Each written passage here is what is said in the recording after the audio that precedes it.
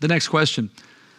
In the Jewish wedding example, I know the son represents Jesus. Who does the servant represent? It's a good question. Well, the servant represents the Spirit of God.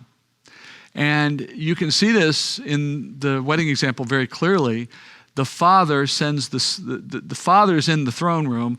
The bride to be is somewhere in the world.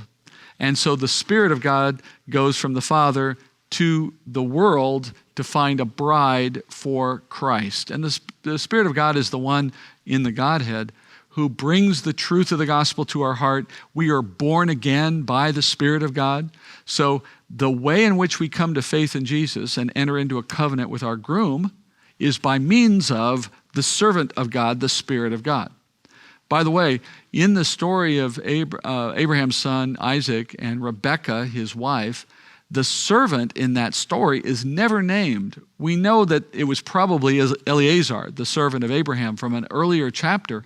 But in that particular chapter, the writer, Moses, goes out of his way never to mention the name of the servant. He only ever calls him the servant, the servant, the servant. And whenever you see a servant in a picture in the Old Testament not being named like this one, that's a sign of the Holy Spirit. Because the Holy Spirit is Spirit, he's never named. He's never given a name. And that's another indication that that picture in Genesis 24 shows us a picture of the rapture.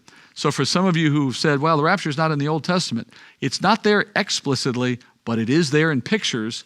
It's there in the story of Noah. Jesus says that from Matthew 24. It's there in the story of Isaac and Rebekah in Genesis 24 in the form of that Jewish wedding feast, or wedding tradition rather. And did you know it's also in the book of Ruth? Ruth is a picture of the church. Boaz is a picture of her husband, Jesus.